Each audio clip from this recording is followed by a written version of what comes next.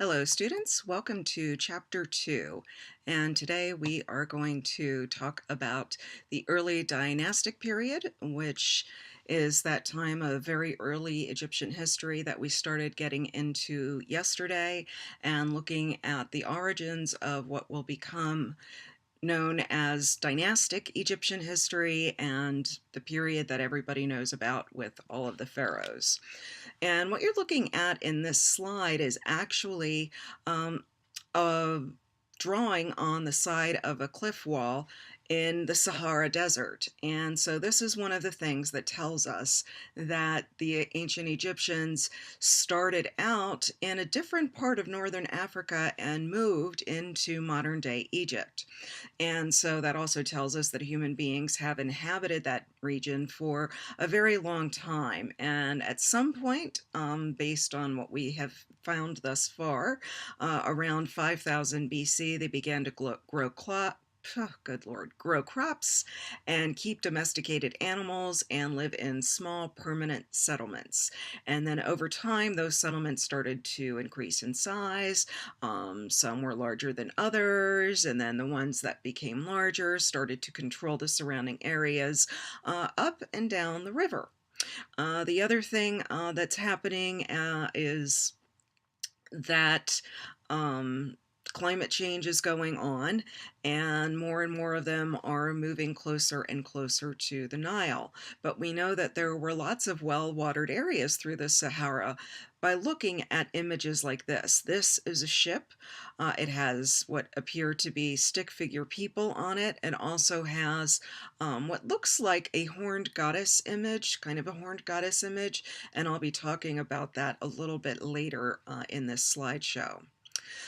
And here are some ink drawings of what those wall drawings look like. So it's a little bit easier to delineate things. And you can see things that look like they might be ships or canoes. You see things that look like livestock and so forth. So during this period in Upper Egypt, there were political centers at the cities known as Hierakonpolis, Naqada, and probably These.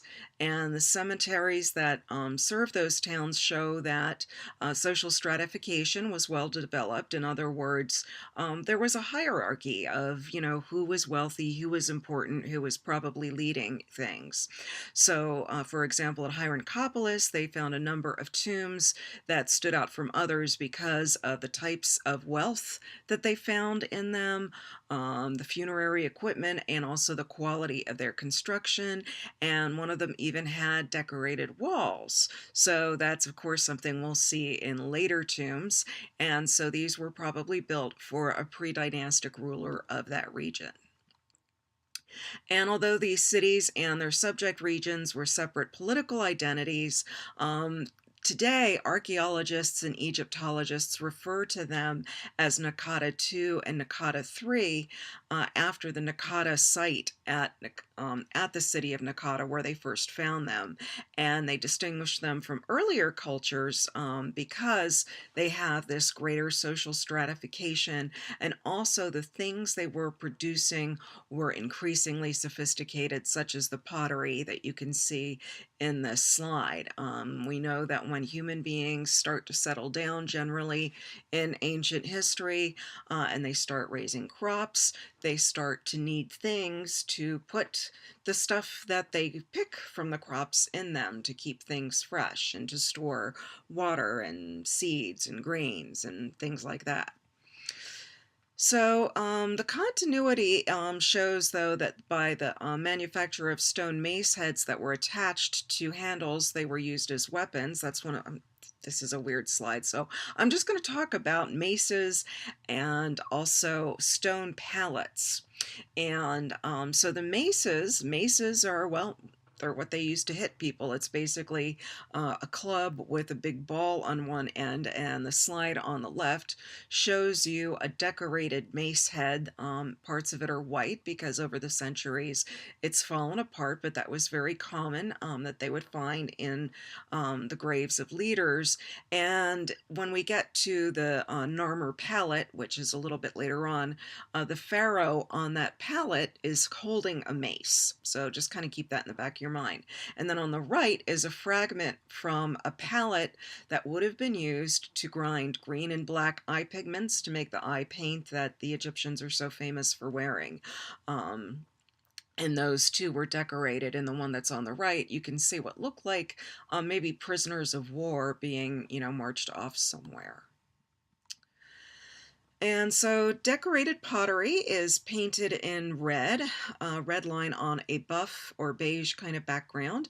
And the things that are depicted are boats, plants, animals, human beings, and so forth. And this very similar style, kind of still primitive looking stick figure, was used to decorate the painted tomb that they found at Hierakonpolis. And then in the north of Egypt, including the delta, where the Nile fans out, there are different the difficult geographical conditions make excavations there very difficult because it's hot. But some sites have been discovered that show that for most of this pre-dynastic period, the north was culturally distinct from the south. However, what's known about the northern culture does not exhibit the richness of the southern culture. Rather, the cultures of the south gradually spread up to the north, so that by the end of the Naqada II period, there was in fact a single culture over the whole country. So what that means is, although there might be different kingdoms ruled by different rulers, they all have the same kinds of grave goods. They all have the same kinds of pots. They all have the same kinds of tomb decorations. And during the Naqada II phase, it seems that the south of Egypt coalesced at that point into a single entity, and that began to expand northwards in a political process that followed the spread of that southern material culture. So what's material culture? Archaeologists, anthropologists, ethnologists talk about material culture all the time. Material culture is the stuff that people use when they're living. So for us, as say people in the 21st century, our material culture would be like our iPhones, our smartphones, our iPads, our computers, sofas, rugs, just everyday things that you need. So what we see in the archaeology is that the people of this period are sharing the same types of things in their everyday lives, and that probably took place over a couple of centuries until eventually North and South were just one state. And what we'll see as we move on here is, as I said, it probably took a couple of centuries, but we have one king who stands out, who seems to be taking credit for all of that, and that is Narmer. He's also sometimes known as Menes. There's an image here on the slide, as you can see. That is what that's him. And we know that because of the hieroglyphics that were left behind too. So in any case, according to tradition, the city of Memphis, which was located where the Nile Valley and the apex of the deltas join, that was an area that was already important, and that was founded by the first king of the first dynasty. And the kings of the first dynasty were said to come from these, and their tombs were built near that city in a cemetery at the desert site of Abydos, in a place that had long been used as a necropolis, in other words, a city of the dead, where they buried their dead. And finds from Hierakonpolis show that the kings of the first and second dynasties offered votive offerings at the temples there. And as I said, the most famous, I mentioned the Narmer palette. That is this here that you're looking at.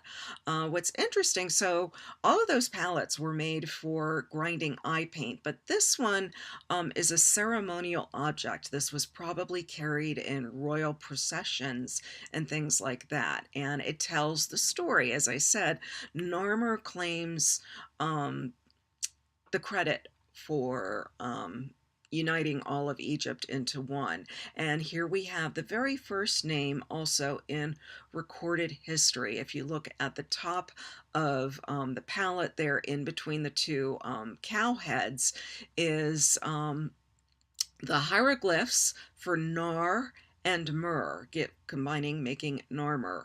And what it also shows us is a king who is celebrating victory over a northern enemy. He is wearing the white crown of northern Egypt. He has his arm raised with holding one of those battle maces that I talked about, and he's clutching an enemy by the forelock, by his hair. And then under his feet are more enemies that he is trampling. So here he is, basically saying, I'm the king, I'm the ruler, yay me. And let me go ahead for a second. Okay, so I'm going to break all of this down for you. As to what all these things mean. But in any case, the Egyptians, the guys that win, are the ones that write things down. So there's never written really a specific conquest of the North by the South, and it was not a single event. But here we have this palette where Narmer's saying, I'm the guy, I did it. So we're going to look at the palette with the two-dimensional art of the pottery that we found at Naqada too, and you can see the way it looks is very different. Suddenly it looks a bit more naturalistic, and then what we see in the Narmer palette remains pretty much the standard for the next 3,000 years. So the stick figures that have sort of blob heads in Naqada have complete human beings with arms, legs, torsos, heads, and so forth. And the thing that it remains the same for, 3,000 years is the way it's done. The face is in profile with a frontal eye. The arms are pretty much in profile, while the torso is frontal, but the legs are in profile. The other thing we'll see, if you remember, I talked about the Egyptians loved registers. So we have 3 registers. The top register has the cow figures on it. The middle register has the king, and then the bottom register has the people he's trampling underneath. And the other thing that we have here that will remain a standard in Egyptian art for the next 3,000 years is hierarchical scaling. This idea that the most important person in the picture is also the biggest. So the king is the biggest in his register that he appears in. So here we go. Here's the king, and then the 2 cows on top of it, we think that they are related to maybe not the cow goddess Hathor, actually, maybe an earlier version of her that was more local to this king. And then you've got a falcon, so that would be for Horus, we would think. And then underneath the falcon are papyrus blossoms. And then behind the king is his sandal bearer. The guy's actually carrying his sandals. And then the name, as I said, this is our first name in recorded history. And it's written with 2 hieroglyphs, for a catfish for Nar and a chisel for Myrrh. And this form is called a serek. Later on, it's kind of like I don't know, it's square or rectangle. Later on, we'll see more of an oval form that the French called a cartouche to enclose it. But the serek is generally used by kings to contain their Horus names. So the Horus name is the name that associates him with the god of Horus, the god Horus while he's alive, and it's the oldest of the king's 5 names. He's got a Horus name, he's got a 2 ladies name, he's got a golden Horus name, a throne name, and a birth name. So that's like the full title of the king. And so the Horus name is written in the upper part of the rectangle, the lower part containing the pattern area that is meant to represent the niche facade used in mud brick monumental architecture. And then all of that is surmounted by a falcon, as you can see in this slide here, representing Horus, hence Horus name. And so this whole thing is known as a serek. I believe that's on your vocab list. And that represents the king in his palace, which is the center of royal administration and power. And then the whole group together is a manifestation of the god. And again, also just showing, hey, the king is in control. We've got Ma'at here. It's cool. And so here we have a hawk that was found at Hierakonpolis with a golden head, again relating to Horus. But the falcon that's depicted above Narmer's Sarek on his palette, probably because each is placed at the top of the palette, which symbolizes the region of the sky. And then we've also got the two cows. So all of this, it all has to do with the sky. The sky goddess was often envisaged as a cow as well. And then, as I said, he's wearing the white crown on one side of the palette, and on the other side, we're going to look at the other side in a second, but there's a little hint of it there on the right.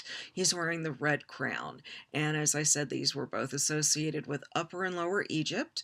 They were symbols of the duality of Egyptian kingship, and there's no evidence that it necessarily shows that the king is claiming to control both the north and the south together.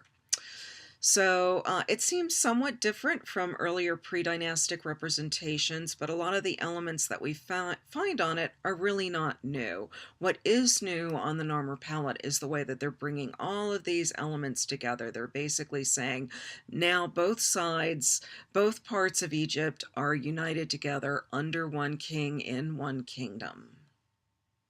Oh, and did I talk about that? So I'm going to go back to the other side of the Narmer palette for a second, because apparently the book doesn't discuss it. So on the right-hand side, we've got, again, the bovine goddesses, the Sarek in between with the Horus name, and then on the registers, so the other side has 4 registers. So in the second register, we've got Narmer wearing the red crown. Behind him, he's got his sandal carrier, again, I believe. Ahead of him are his standard bearers. They're all wearing crowns. If you look to the right, there are decapitated enemies with their heads between their legs. Nice, right? But it's showing that, he is triumphant.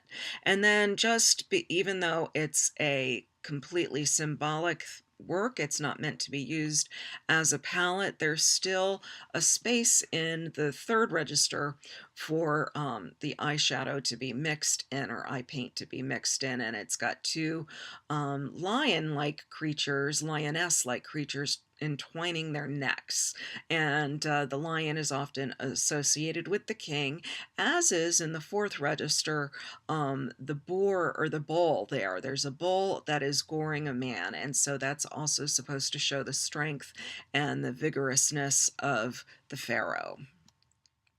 And then here we have King Narmer's mace head. Maybe it was the mace that he was using to bash that guy's head with, who knows. But in any case, the decorative palettes of the late pre-dynastic and early dynastic periods represent the last development of these objects from being purely utilitarian items for everyday use into objects that were presented to the gods as offerings, votive objects. I may use that term again later in the semester, so remember that. Votive objects. They're offerings to the gods. And then a similar thing occurs with the mace heads, originally attached to handles, used as weapons. However, something as beautifully decorated as this probably was not, used to bash people's heads in. Instead, you would give it as a gift in a temple to the gods. And then there's another mace head that actually shows the figure of the king holding a hoe and performing some kind of ritual associated with water and agriculture. And it's placed in front of 2 hieroglyphs, a rosette and an emblem in the form of a scorpion, just like the catfish and the chisel. Let us know Narmer's name. But neither of these things became a standard hieroglyph later, so we actually don't know how they might have been read. But this, if you're a fan of those mummy movies, the earlier ones with Brendan Fraser, this is where they got the name of the Scorpion King. As I've said, these don't bear any resemblance to actual Egyptian history, so just want to make that clear. But this is where they get the name, at least, from the Scorpion King, and they think that he might have been an earlier ruler than Narmer. And he's wearing the white crown. White crown. He's actually got a shorter neck than Narmer. Whether that has anything to do with an actual artistic convention or not, we can't say. There's not too many other things to compare it to. But just want to say that the Scorpion King at least does have some bearing in history, just not, not Dwayne Johnson. And then we have another mace head from Hierakonpolis that shows the king seated on a kiosk on a platform that is reached by steps. And some of the elements that are familiar from the Narmer palette appear there, and then some are different. He's wearing the red crown, and he's followed in the same register by some officials, and then below by a standard bearer. And he also has fan bearers. So there's a variety of things that, we will see, some later, some not. But I'm going to move on to the next thing. So in depictions such as these, this is the actual thing. The king is shown running between the stones. Ah, yes, so this is an important thing. So this is part of a ceremony that the king takes place is he runs between the stones to symbolically circle his territory, laying claim to it. And so this is King Den, not the Scorpion King. And then the bound enemies on the mace head are placed between the markers to show that they are now subjugated by the king. They are incorporated into the king's territory, and the mace head commemorates the king as victor over his enemies, but in a different way. And then from early pre-dynastic times, the Upper Egyptians buried their dead in shallow pits in the desert, together with grave goods, including food and drink. So it shows us that the Egyptians did, in fact, believe in an afterlife where the dead needed nourishment and other supplies like the living. And then during the Naqada II period, there was an increasing disparity in the size of burials based on your importance in society. And this is before actual mummification takes place. What you can see in this slide, it looks a little gruesome to our eyes, but that is a figure that has been naturally dried out by the desert. There was natural mummification already taking place. The Egyptians just expanded on that idea.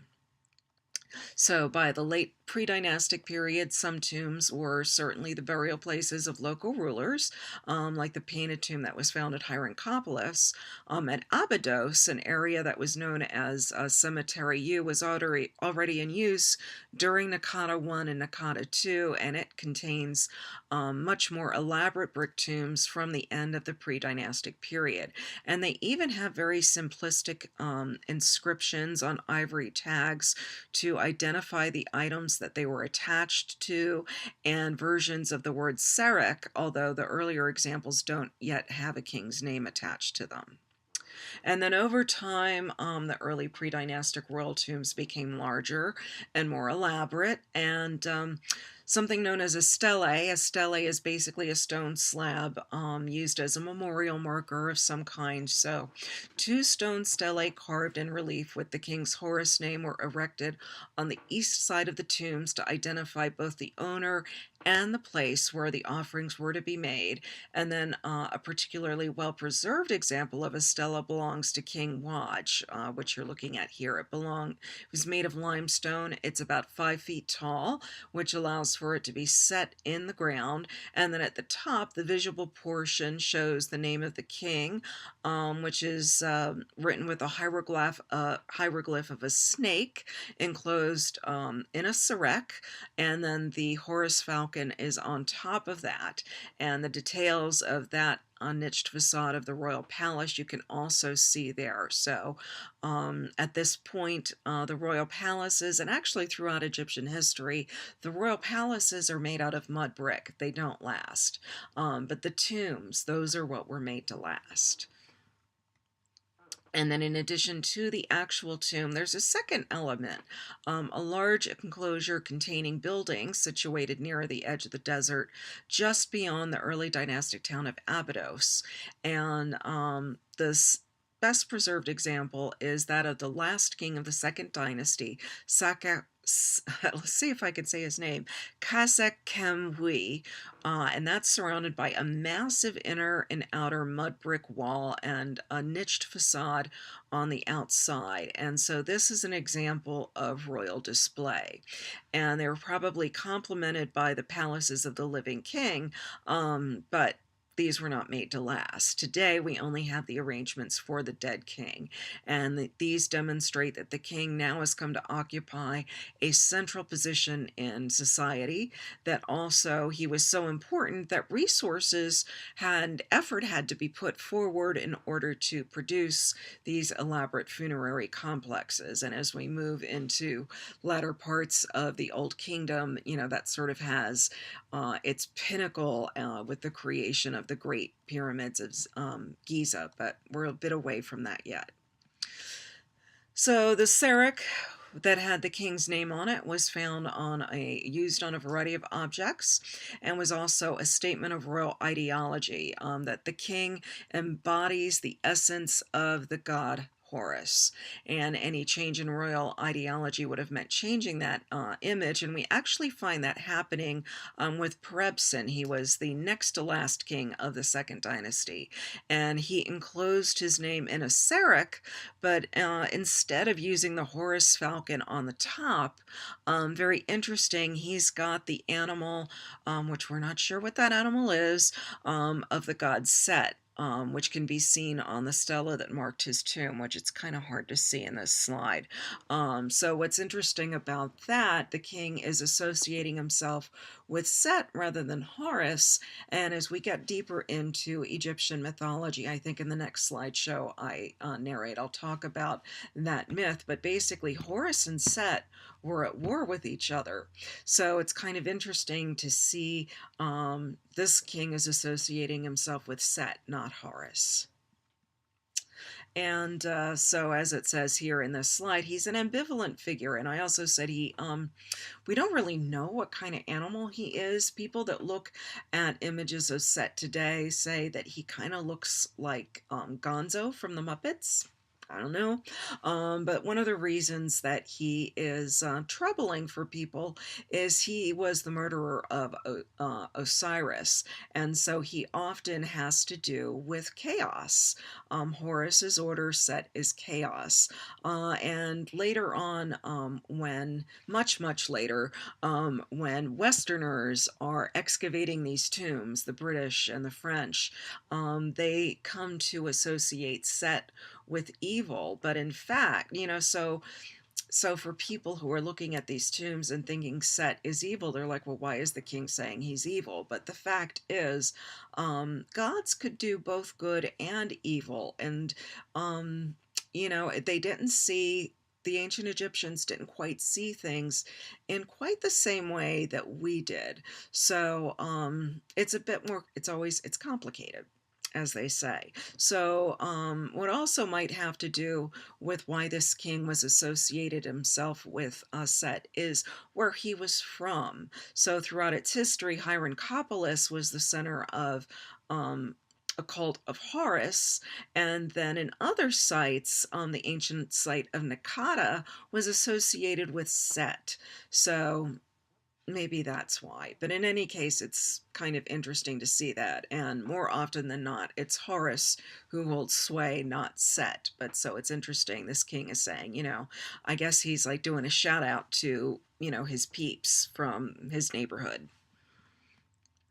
And then in the late pre-dynastic period, the neighboring kingdoms of Hierakonpolis and Nakata were probably centers for the cults of Horus and Set respectively. And so what you see in this image here, this is showing both Horus and Set together, uniting Upper and Lower Egypt. So that's very interesting. So Horus is on the right, and Set is on the left, and as I said, we don't really know what kind of critter he is. But there you can see he's kind of something that has two ears and a long snout. What that is, I do not know. But I'm going to let you guys read this on your own if you wish. Always, the PowerPoints without my narration are available for you to read on D2L. So if you want to get into this, you may.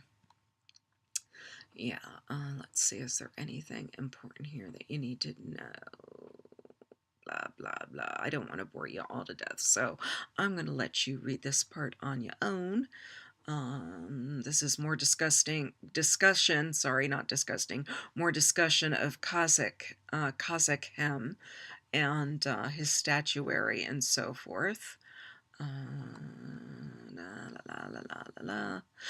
So one of the things that you will need to know is so here's these statues of Kasa Kem.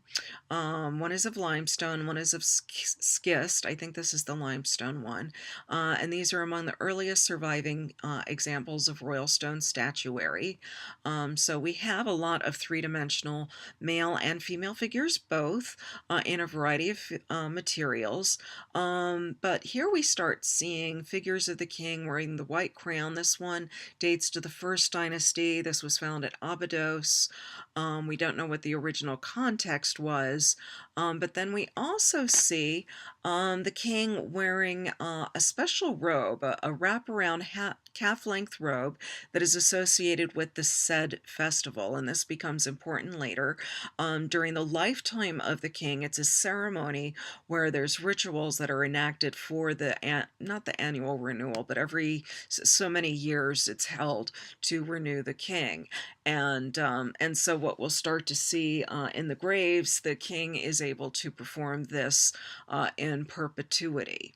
The other thing you'll notice is the way that the king looks very stiff here. Here he's practically united with his throne, and his arms are very rigid and his legs are coming right out of the stone. There's no space for his body, and it's kind of also a symbolic sort of statement that the king is united with his throne. And here you can see, here again, there's no spaces left.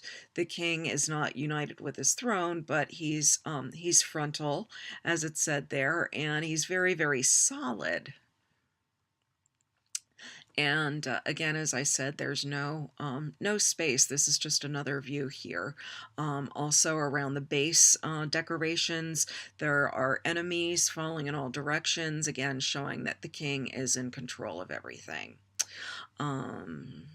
Blah, blah, blah, blah, blah, enemies, chaos.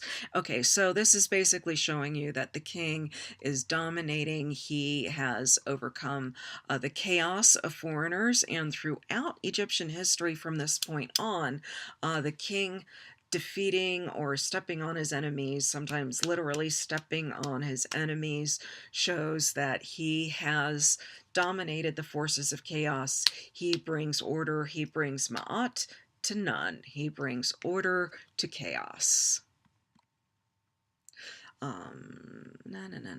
So, while the late pre-dynastic dynasty saw the gradual unification of Egypt into one single state and this establishment of a royal ideology, an iconography, or a symbol set to support the authority of the king, it also saw the establishment of the people who supported that, an elite group to support the king and also to implement his rule.